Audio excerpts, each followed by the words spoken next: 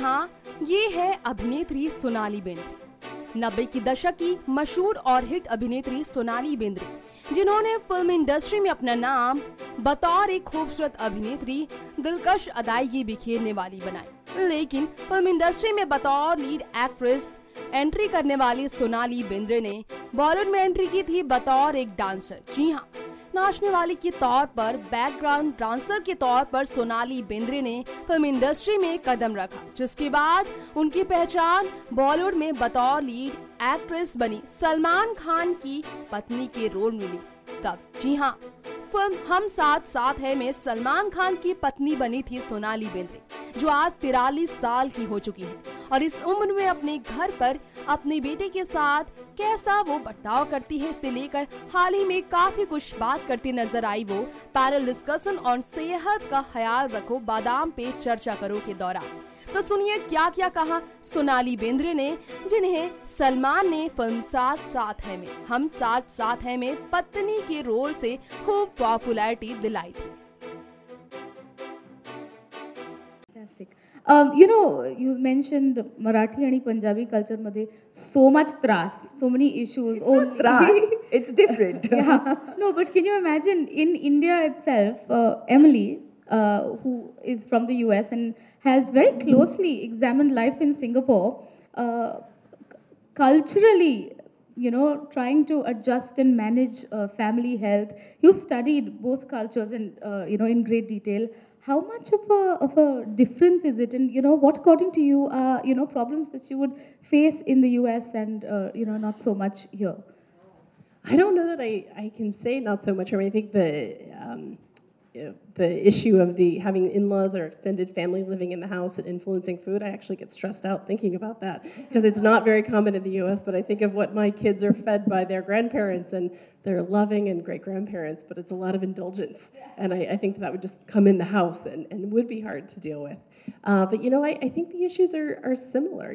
Kids want to have food that's delicious, and there's a lot of and that's global, and there's a lot of opportunities for them to find that. And so really it's just about taking the time to plan, taking the time to pick your battles, and I think that's a big one as well, is deciding, what are the parts of their day that you're going to focus on, what is your strategy as a family going to be to influence good nutrition. At my house, we talk a lot with our kids about food and the nutrients that foods bring to their life. And it's great. My children are 6 and 8, and I hear them talking about things like they know that meat offers protein and is good for their muscles, and they know that calcium is good for their bones, and that various vegetables are good for them. Some of them they like, some they don't. But it's great to see that coming through. Okay, but you have to hold on to the mic a little longer because a little while ago we were having a conversation. She mentioned how kids are really all about wanting to eat yummy food. And, as a family, you need to kind of encourage and inculcate that habit. There was a very lovely story that she shared with me a little while ago about a little one, her daughter, yes, who was at home with her husband and said, no, I don't want green beans.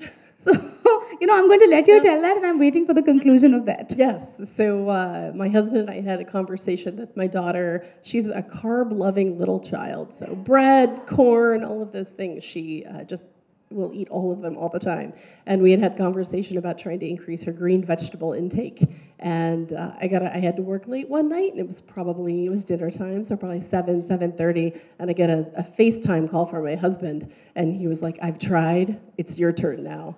So I sat there on FaceTime with my daughter, convincing her to eat green beans, and we had success, but it wasn't without a few tears. But now it is sometimes the whole idea about giving kids something 10 times to make sure that they like it. We've found that really works for our kids. They may not love things after 10 times, but often they're willing to eat them a little bit more.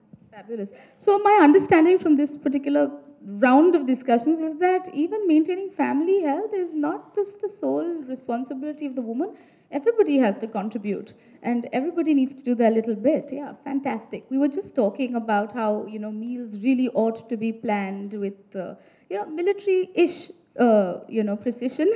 But what I want to understand, and this is as a child of a parent too, I want to understand, what happens between the meals? Like there's snacking. I am hungry every 2 hours, and I'm, well, not a child, so I'm guessing, oh yay, bag of potato chips, yum yum. Let's just eat and be done with it. So you know what? Actually, let me just start this one with Anjali. Um, Planning snacks. Actually, just give us a technical lowdown, please. See, in most of the households, what happens is कि people tend to emphasize on the main major meals, but without realizing your biggest culprit is your snack time. So snack time is the meal which requires lot of emphasis. And what are the ingredients which are very, very essential to make it as a healthy snack time is the protein component, which in Indian diet by far is typically low in your daily intake. So there is two components which are very, very essential. One is your protein component which is required, and other is your micronutrients. Micronutrients are those nutrients which are required in small quantums like your vitamins and minerals. I find key handful of almonds is an extremely healthy and very, very satisfying snack time meal which can be introduced. It is a finger food where the small children don't have to mess around with.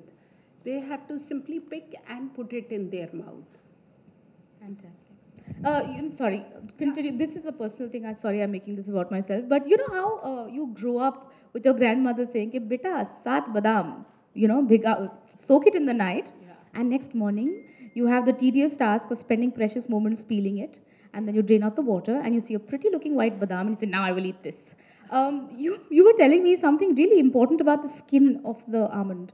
See, first I'll tell you what is the logic behind soaking of your almonds.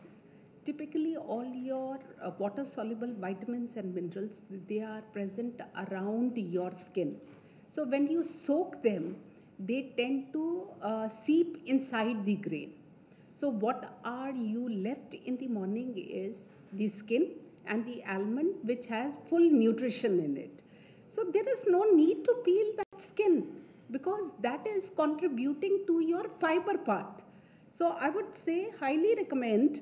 So the last bit was fine, but that peeling of skin is actually not required. It is, you can consume it with the skin because it's adding to that fiber. Okay, thank you. Why do we soak them? Soak because around your skin there are vitamins and minerals which are present. Otherwise, what will happen is the chances are very, very high until unless you chew them very properly, because the saliva is alkaline in nature. It will definitely dissolve that vitamin and mineral and it will get absorbed. Or else, if you soak it, then the chances are 100% now you are getting the complete nutrition out of it. It's like it's bioavailable in the body. Yeah.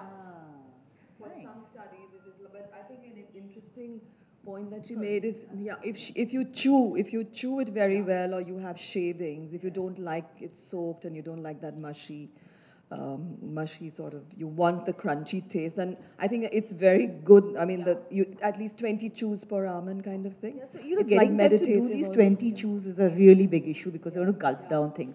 So what I realized, what worked for me was that when my son goes to school, which is a nut-free school, so I can't really put that in his yeah. So that is not going in his school bag. So what I've been trying to do, and what has been working for me, is make them more interesting. Just almonds are a little boring. Like he'll probably want to. Why is it that you want those? Like you said, the crisps and the thing. So I realized that my son likes this tangy and little, what we in India say chatpata. As long as something is chatpata, he enjoys it. So we started like, you roast them a bit, add a bit of masala to it, and you know, it becomes such a lovely snack. And then he's Almond happy. ghee is also a good idea. Yeah, and you know, also I chop them up and you know, use them to, if you're making the momos, you know, of them, and you kind of roll it in the, you know, like really finely it's a chopped really almonds and versatile all that. fruit. So he's eating it without thinking that, oh my God, because sometimes what happens is he says, oh, you're making this too healthy, this almonds and all, they're very boring. So they don't even realize he's, you know, eating it.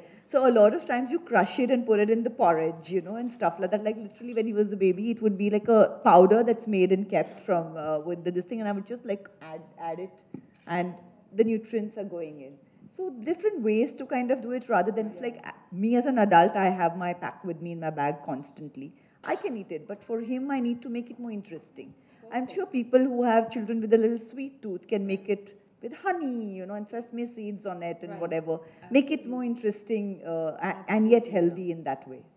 A great snack it makes.